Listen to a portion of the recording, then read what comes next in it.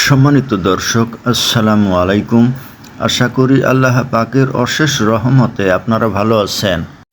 যে ব্যক্তি আল্লাহর কাছে সবচেয়ে নিকৃষ্ট, তো সম্মানিত দর্শক, এমন কিছু কাজকর্ম আছে যে কাজগুলো করলে বান্দা আল্লাহর কাছে অত্যন্ত নিকৃষ্ট হয়ে যায়।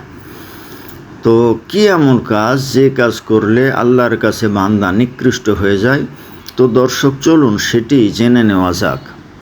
আয়েশা রাদিয়াল্লাহু তাআলা আনহা থেকে বর্ণিত, এক ব্যক্তি নবী সাল্লাল্লাহু আলাইহি ওয়াসাল্লামের নিকট প্রবেশের অনুমতি চাইল। তিনি বললেন, তাকে অনুমতি দাও, সে তার বংশের নিকৃষ্ট সন্তান। অথবা বললেন, সে তার গোত্রের ঘৃণ্যতম ভাই। যখন সে প্রবেশ করল, তখন তিনি তার সঙ্গে নম্রভাবে কথাবার্তা বললেন। আমি বললাম, হে আল্লাহ রাসূল, আপনি এর ব্যাপারে যা বলার তা বলেছেন, এখন আপনি তার সঙ্গে নম্রভাবে কথা বললেন।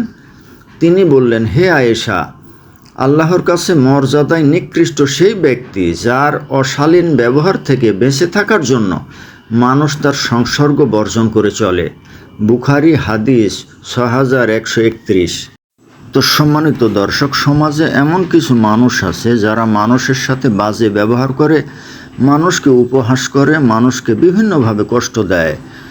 তো সেটার কারণে মানুষ এই সমস্ত ব্যক্তিদেরকে এড়িয়ে চলে বা তাদের সংসর্গ বর্জন করে চলে। তো হাদিসের ভিতরে আল্লাহ তাআলা ওই সমস্ত ব্যক্তিদেরকেই সবচাইতে নিকৃষ্ট ব্যক্তি হিসেবে উল্লেখ করেছেন। আল্লাহ তাআলা আমাদেরকে মানুষের সাথে উত্তম ব্যবহার করার মতো তৌফিক দান করুন এবং খারাপ এবং বাজে ব্যবহার করা থেকে বিরত থাকার মতো তৌফিক দান করুন। আমিন। তো সম্মানিত দর্শক, ভিডিওটি ভালো লাগলে লাইক, কমেন্ট, শেয়ার করুন এবং আমার চ্যানেলটি সাবস্ক্রাইব করুন। আল্লাহ হাফেজ।